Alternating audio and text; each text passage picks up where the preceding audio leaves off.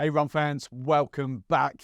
I won't lie, I was absolutely shattered yesterday. I could have done without the event, but that said, it was a great 30th birthday party.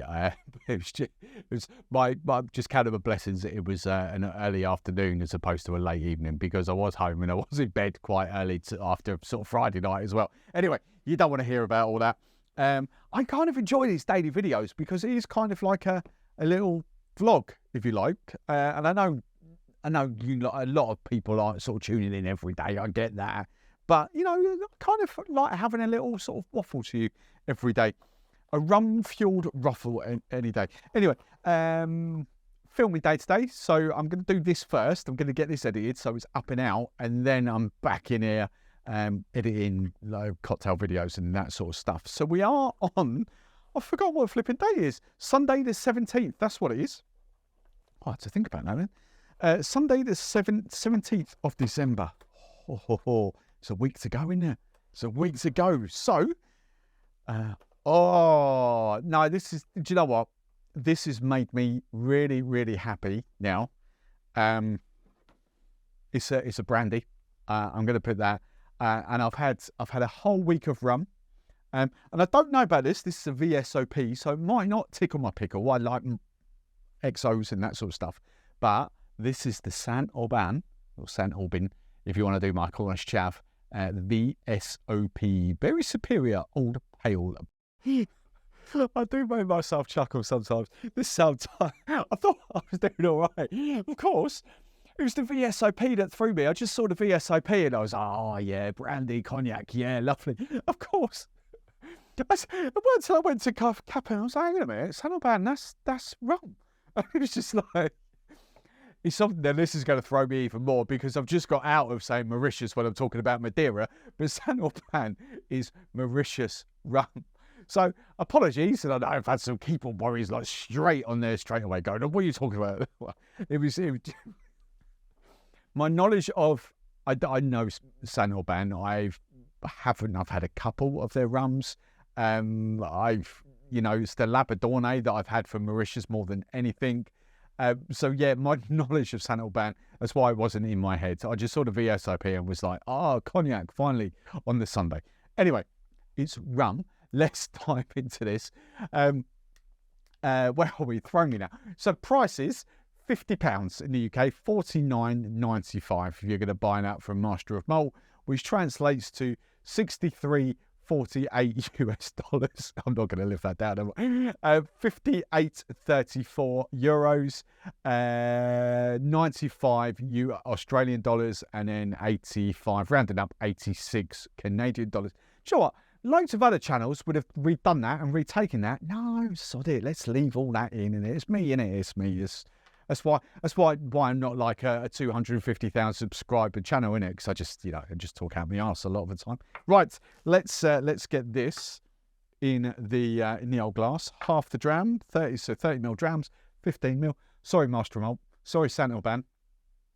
I could say that. Why is it some French I can say and some I can't? Saint Aubin.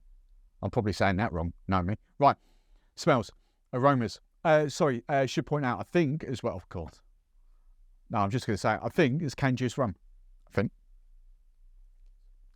Cane juice rum. Anyway, let's. I'm not drunk. I swear, I've not even had anything yet today. I've just had breakfast and that's it. Right. Let's dive in. And do you know what? This has completely thrown me, because the aroma now, I don't know whether I've subconsciously I told myself I'm going to be drinking cognac. Brandy. I'd love to deep dive on this. I'm not going to. There's no point with these videos, but I'd love to deep dive to find out what this is aged in. But brandy vibes, like a grapey vibe coming off this. I'm sure this is all. I'm sure Saint Aubin. I think there's one distillery on Mauritius that does uses molasses. I think. I haven't been down that rabbit hole, but as far as I'm aware, I think Saint Aubin is cane juice. I think. I'm getting brandy.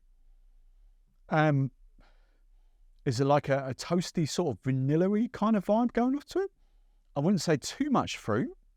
It's just grape. It's like cognac, a brandy. That's what I'm smelling. I mean, it smells quite light. And to relate that, VSOP, you know, XOs, when it comes, so we can relate this more to brandy, but when we're talking rum, there's no sort of designated age statements, if you like. VSOP, we can roughly talk 4, 5, 6-year-old rum if we're going there. You know, it's one of these things. It makes it sound older than what it is, and I'm not sure that I like that with rum. Bearing in mind plantation XO, oh God, I swear to God, I'm not trying. I swear to God, it's like 11 o'clock in the morning. The plantation XO, you know, it's I'm making a mockery of this video, and I'm just going to give up. Yeah, I'm not kind of sure how I sit with that whole VSOPs and all that when it comes to rum. Brandy, because there is sort of, you know, specific ages that you would kind of associate with a VSOP, with an XO, with a, I can't even say it, I'd love to be able, I'd love to speak fluent proper French, but hors d'arrage, like that, you know, is slightly older, you know, rum, older than XO. The more I come back to this, the more my head is going brandy, and it could be brandy. If I hadn't looked at the price, and if I hadn't had a second thought, I would still be convinced I was about to drink brandy. But on the taste, I can 100% confirm that it's not brandy. It has got a little bit of a brandy vibe to it. This must have been aged in cognac barrels. Some Mauritius, the French connection, the VSOP, there must be some form of cognac aging with this. There is just not the ex-whiskey bourbon barrel notes going on with this. This is much more cognac aged. It has to be. It generally has to be. There's a lovely sort of vanilla-y vibe going on to it. There's a soft stone-fruity vibe, apricot-y, peachy vibe going on to it. It tastes more luxurious in the mouth, which makes me believe it is actually a cane juice rum as opposed to molasses rum. That's the distinguishment I've found on my rum journey, is actually, you know, I get this more luxurious kind of vibe when I have cane juice as opposed to molasses-based rums.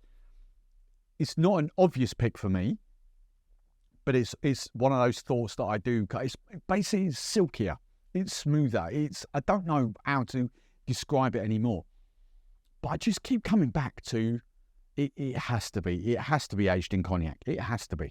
And on the second tasting, what I've traditionally done throughout this whole series, now I've kind of moved it around my mouth. I don't like to use the word swell, but I don't know what else to call it.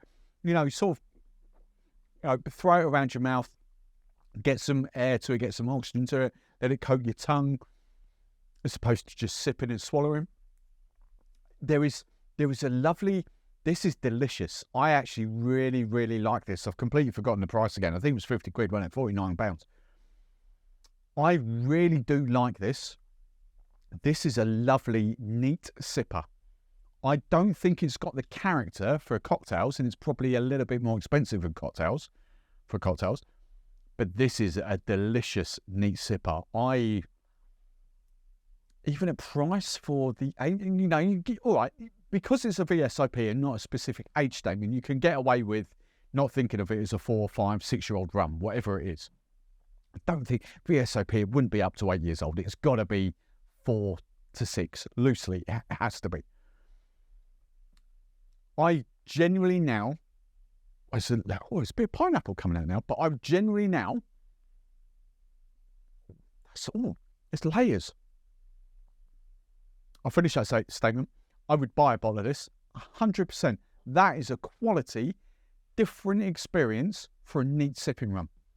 That for me is on, and again, this is tough, and I don't know how Mauritius do it, because it's not, as far as I'm aware, it's not protected or like the AOC, like Martinique. It wouldn't surprise me if there's a touch of sugar added to this, dosage, sweetness in some form, because I am putting it up alongside Plantation XO levels. There is just something to it, but my God, that is delicious. completely different vibe to Plantation XO. Yeah, I would genuinely have a bottle of that. That's delicious. I don't think I can give you any more tasting notes on that. It's just this silky, smooth, luxurious, heavily brandy influenced. It has to be. I'm backing myself. It has to be cognac aged. Kind of almost. Do you know what? I don't often use this word because I don't generically get what it refers to, but it's just popped into my head for this for some reason. Like a buttery kind of vibe going on. I don't know. It's a word that I don't often use, but for me, my head's gone to that. That's just fruitiness of both sorts. Not so much dried fruit, but more stone fruit and tropical fruit, pineapple and apricot and a touch of peach. That's delicious. 50 quid. It's something, it's a neat sipper that I don't need to turn into a rum fashioned or anything like that. Absolutely delicious. Again, another one. I'm repeating myself for the third time probably. Complete shambles of a video today, but sorry. I'm probably just super tired still. Even though it's early in the morning, I'm probably super tired after the last couple of days. But yeah. Yeah. Delicious. Buyable. 100% buyable. You'll love that, I promise you.